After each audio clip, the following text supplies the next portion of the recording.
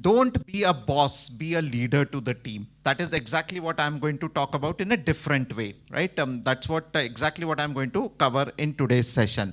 All right. So about myself, Ashutosh Bhatawadekar, based out of India, Pune. How many of you know Pune, by the way? Okay. Oh, lot many people. I didn't expect this. So anything you know about Pune? What is special about Pune? Sorry, which? So there's a snack in Pune which is very famous. I don't know if you know. It's called Bakarwadi. It's a salty snack, and then the biscuits are also very famous. So next time you come to Pune, do give me a shout. I'll take you to these places where you get this famous biscuit and Bakarwadi. Anyways, yeah, and that is my social media connect. Feel free to connect with me on social media. So let me start by asking you a very simple question. Why is this word failure dread a lot? Any idea why is this word failure dread a lot? I mean, why do we dread this word failure? Even if I say that, okay, I failed to deliver this topic today, why should you think that I should be dreading this word failure? Any thoughts around it? Shame. Okay. What else? Anything else apart from shame? Fear. Okay. What else? Yeah, let me see. There's something wrong here. And it has failed, by the way. But I'm not worried now. I'm very happy it has failed, but yeah, I'm not worried. Yeah. Why do you think failure is so, so stigmatized, or why it is so much of considered as like something wrong I have done? Any thoughts around it? Giving more importance to success. I think somehow we have had that mental block in our mind that only if you have succeeded, you have actually done something great, right? Whereas if you have failed in doing something, then some shame is attached with it or too much importance given to success. Now, let me start with some failure stories. Okay, and I don't know how many of you know about these failure stories. So here are few of the failure stories. Walt Disney. You know what? He was fired from a newspaper for lacking imagination. You know what Walt Disney is today? Disney Pictures. Okay, Oprah Winfrey. You know, I think you know all these characters, right? Oprah Winfrey. She was demoted from a job as a news anchor because she wasn't fit for television. Okay. I mean, today we are laughing, but that was the reason given, official reason given. Okay. The Beatles. Okay. They were rejected by the recording studios because they had no future in show business. That's what they were told. Michael Jordan was distraught as a teenager when he was cut from his high school basketball team. Okay. And Steve Jobs. You know the story. I did not tell about Steve Jobs. Getting fired from your own company, from your own startup, I think that can be the worst form of humiliation which he faced, right? But all these people came out with flying colors. They all came out with flying colors because they did not consider success as the true measure of progress. They rather considered as a failure, as a stepping stone towards achieving something in their career, in their life, in their profession, what they had chosen for, right? I don't know, how many of you know this person? Olympian. She's a pole vaulter, by the way, and there's a very interesting story about this person. Okay, I'll take you back. I know many of you would be very young at that time, 2004 Olympics. She's from Russia, and her name is Yelena. Okay, her name is Yelena. She was a gold medalist in 2004 and 2008. And there's a very interesting story about her pole vault attempt in 2004. So she reached finals of pole vault, and she was obviously vying for gold medal, as all of us would like to vie for if you are in a final event. And you know, right, there's always a pressure of performing in a big event like that. There's always going to be the media pressure. There's going to be a pressure from your competitors. Plus, somewhere things go wrong, right? Somewhere or the other things go wrong. So that was the initial part of her day was pretty bad day for her. She actually had a failed attempt in 4.75 meters. So 2 of her attempts were failed attempts. And had she failed in the 3rd attempt, she actually would have been thrown out of the competition. You know what she did? She actually took a gamble. She took a risk and she requested the organizers to raise the bar. That the 3rd attempt which I'm going to give is for 4.80 meters. come what may be. Even if I fail, I'm absolutely fine. Imagine taking that decision in the midst of a failure, so-called failure, that she has failed for 4.75, and she requested the organizers to raise the bar. And guess what we say, right? The rest is history. She actually went on to win the gold medal in that 4.80 attempt. There's a YouTube video on this. I would request you to watch this video. I would definitely request you to watch this video. So one lesson which we can learn from this story is what?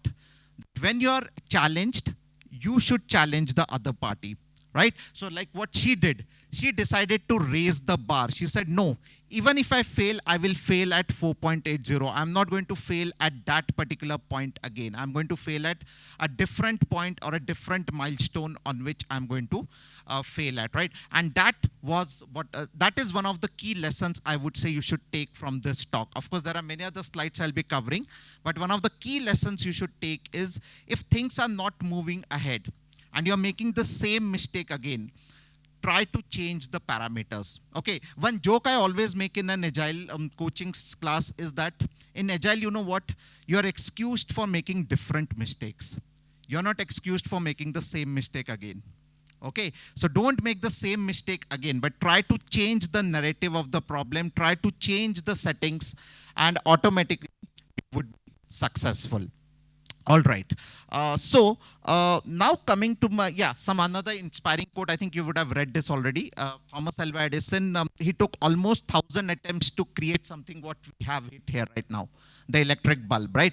And he goes on to say, I didn't fail 1,000 times. I knew that the light bulb was an invention with 1,000 steps. That is what Anil sir told in the hall, right? That process, set that process right. Set that process right, optimize the process, bring about efficiency in the process is what he was also talking about, right? So yeah, something to learn from Mr. Edison, that light bulb is an invention which is across 1,000 steps. Okay, so now coming back to our world. Okay, so how many of you are playing a role of a Scrum Master or an Agile coach? Here? Okay, great. And I think you know what is a Scrum Master, someone who's a true leader, someone who's protecting the team, someone who's there to guide the team, someone who's there to remove the impediments from the team.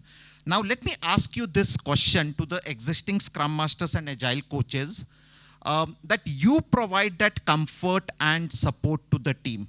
Do you get that same support from your leadership? Yes or no? And no, don't worry, this is a conference, so I don't think you have, I hope, unless your manager's also there in the room. And then you can always tell on Monday that, no, I think something wrong happened on that day. Or I didn't say like that, right? Who told you? Yeah. So do you get that psychological safety from your managers? Yes. Sure. Well, I can tell you from my experience, I never got it.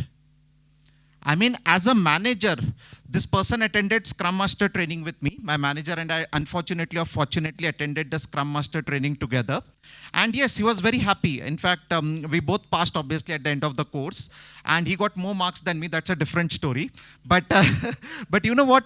He understood everything about true leadership, about servant leadership, about removing impediments. But when work started, he started behaving like a boss. He was not like a manager. He was not like a leader. He was more like a manager or a boss. And then I started asking him what happened to that training. And he said, no, training is different. This is real world. Okay, this is real world. This is how I will act. Okay, yes. Then obviously he had that ego, right? I scored more marks than you. So I know better than you. Right? So who are you to coach me? Now, believe me, as Scrum Masters, as coaches, sometimes we might, not sometimes, in fact, always we'll have to coach our leaders also. Subtly, we will have to do that coaching. Do not make it obvious, okay? Don't set up a one-on-one coaching session with your manager.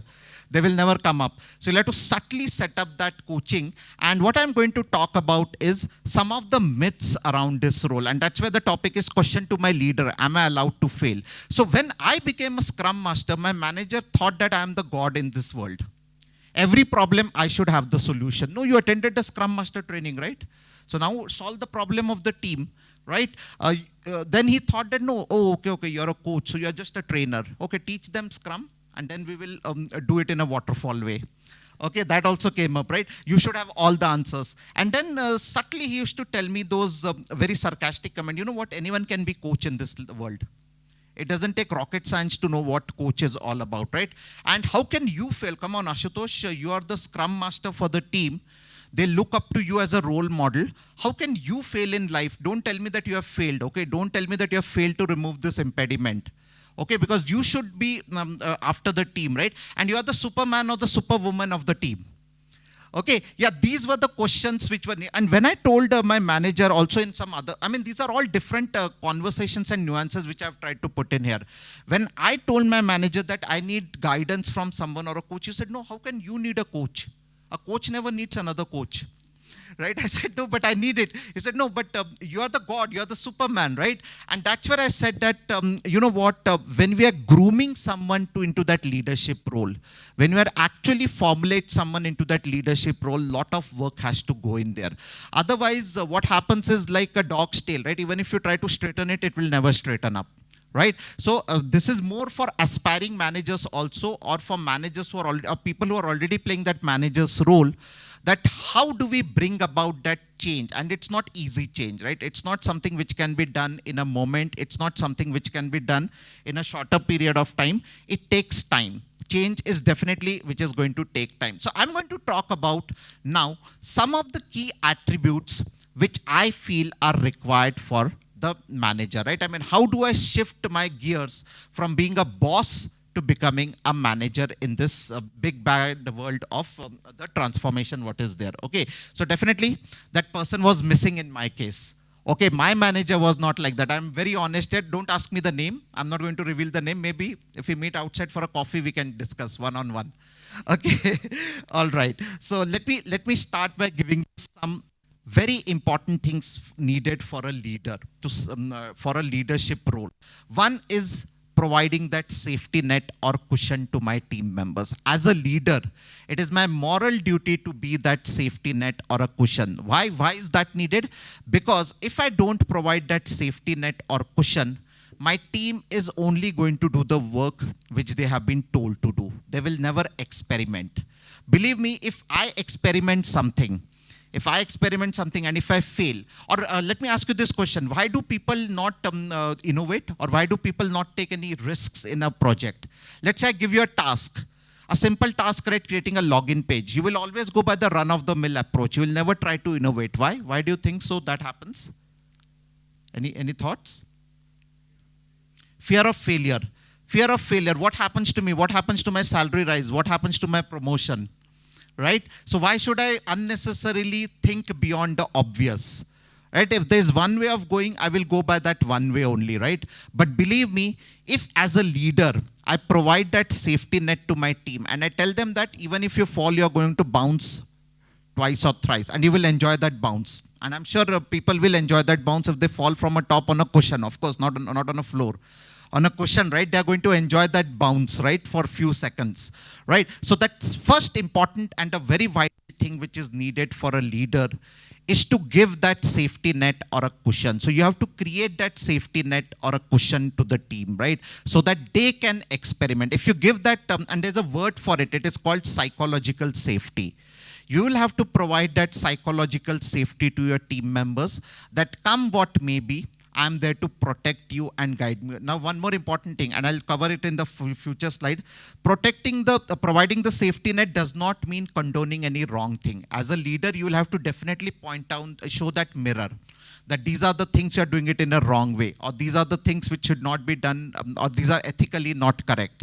But what is important is that you have to give that cushion so that as a team member, I can actually think beyond the obvious, right? Believe me, great innovations have only come when you have thought beyond the obvious, when you have actually put on the thinking cap and you have actually excelled your thinking power, is when great innovations have come in, right? So this, I feel, is one of the very, very vital aspect of a manager which is there. Someone who's a coach to the team, more than a manager or a boss, someone who's a coach for the team. And believe me, lot of leaders nowadays are molding themselves into the role of a coach. Gone are the days when a leader is more like a command and control leader. right? Yes, with a command and control leader, I might force you to be with me for a period of time, but the next opportunity you get, you're going to leave me and my organizations. I think you would have heard about the famous quote, right? People don't leave companies, people leave managers. And the reason for that predominantly is because I'm trying to influence something. I'm trying to force you to do something. See, again, I'm saying you will listen to me probably once, twice, or thrice. But after that, you won't listen. How many of you have, I'm sure if you would have seen this behavior with your kids also. As the kids grow up, right? And in case you have a 14, 15-year-old kid, you will know it better. The kid won't listen to you after some time. Okay, he or she will say, no, Papa, this is not how it is done. That is the old way of thinking what you're talking about. I mean, that's an outdated one. Today, it's a different story altogether, right? So yeah, be that coach, mentor, or a guide to your team members. Rather than being a boss, be that mentor or a guide to that team member, right? A person who can help that person, right? Identify the ways of the problem or how to solve the problem. The next important thing is that as leaders, we have to be very, very down to earth and grounded, right? Don't ever lose that humbleness, right? I think someone talked about, I think in Syed's talk it came up, right? That am I admitting my mistakes? Am I open to admit my mistakes? So one is that yes, sometimes I also might give a wrong advice. Sometimes I also might give a wrong suggestion. But as a leader, am I humble enough to accept that mistake? That yes, it is wrong, right? Will my leader own up the mistake, or should I dump the mistake on you, right? Many times we see that happening, right? That we actually look for a scapegoat. We actually look for a scapegoat that, yes, this is a mistake, right? I could have easily said, no, you know what? This projector is bad. So that's why the presentation is not coming up. Okay, it would have been easy for me. No, I own up that mistake that I should have tested it properly. Maybe I should have tested it half an hour before Syed's session. I should have come here and tested how it is looking, whether it is coming up or not. But as a leader, are you owning up that mistake, or are you always looking for that scapegoat? It is very easy to find a scapegoat, believe me. Even I could have found a scapegoat and ran away from here, right? But you own it up. You have to own up that mistake that, yes, these are the wrong things which are happening, and I own up that, right? And a very famous quote, courage is grace under pressure. So courage is not about shouting at the top of your voice. Courage is not always about, trying to be the loudest person in the room. Courage is about, I think, again, Anil sir talked about it, like good listener. You have to be a good listener more than a good speaker is what is one of the key attribute of a leadership. Courage. Okay, anyone knows this picture, by the way? Have you seen this picture? It's a true picture. I've verified it, okay? Because nowadays a lot of fake images also come on internet. But it's a true picture which is there. Any guesses what it could be? Sorry? Empire State Building. Yes, correct. This is a picture of Empire State Building in 30s. And these are a group of people who are actually behind the construction of that story. It's a real picture, okay? So imagine the skill of a photographer. Those days we didn't have selfie cameras, okay?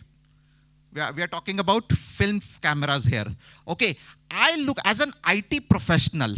Okay, now I'm putting my IT professional hat here. I look at this picture in a different context. Okay, I look at this picture about nothing but what can you make out of this picture? Can you give a guarantee that your code will not fail in production environment? No, but these people are giving a guarantee that even we are sitting on that beam, nothing will happen. That is the best user acceptance testing picture what you can get in this world. Okay, so that's the level of precision you have to go into. I'm slightly digressing from that word courage, but what I want to tell here is that delivering a very pertinent message to all of us, that these are the group of workers who are enjoying their time there, and they're giving a message that this beam is constructed by us. Can we give that brand of quality when we release a code into production? I remember spending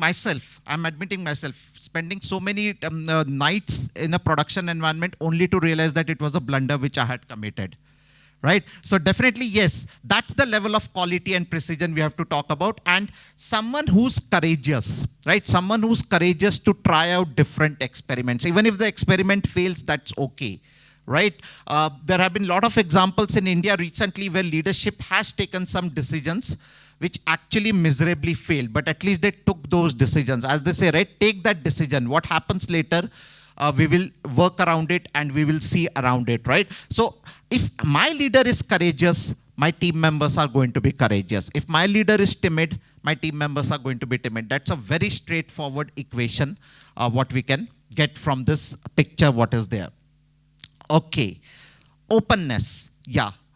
So, do you know, by the way, there are companies in this world where I can know if both of us are colleagues what your salary is, and you know my salary. Are you aware about it? Any company you know which is like that? Would you like your company to do that? So you will know the salary of your CEO. And the CEO will obviously knows your salary. That's a different story. But yeah, but basically when we talk about openness, yeah, forget the salary discussion. But openness is about being transparent, not hiding any information. Now, many times we see as leaders, I don't give full information to you. Okay, I just tell you that, okay, do this, and that's it. Go ahead and do it. You're competent enough. No, but I have hidden some very vital parts of the either the client information or the requirement. Most of the things I have hidden from you, right? But believe me, if I'm not transparent, I can't expect the team to deliver something in first place. So one of the qualities of a leader is he or she telling the right, giving me the right picture, or is he or she hiding some very pertinent information for me? So I feel one of the key things which is required for a good leader to encourage that culture of psychological safety and innovation is also openness, how he or she is open in his or her transaction, right? And again, openness does not necessarily mean that you have to hide everything. You can always have that friendly discussion with your team members. You can have that one-on-one conversation. And as long as the confidentiality agreement is maintained, I know we all have a confidentiality agreement, we have the non-disclosure agreements, but as long as that is maintained, I think openness should be one of the key hallmarks of a leadership, a true quality of a leader. Okay, and of course, this cannot go, I cannot end this talk without telling you that he or she has to be a motivator, right? He or she has to always encourage and motivate me in order to deliver better, right? And not all days are going to be sunny days, right? There will be some rainy days, there will be some snowy days in our transformation. So as a leader, someone who's going to motivate me, someone who's going to give me that, that pep talk, right? That if things are not moving, this is the pep talk what the leader is going to give me. So that kind of a role is what I'm looking from the motivation part of it. Okay, have you heard about celebrating failure by any chance? Celebrating failure, okay, not success. You have heard. So how have you done, have you implemented it? How do you celebrate failure? Tell me. That is more like a retrospective I'm getting. Celebrating failure, okay. Any other thoughts on celebrating failure?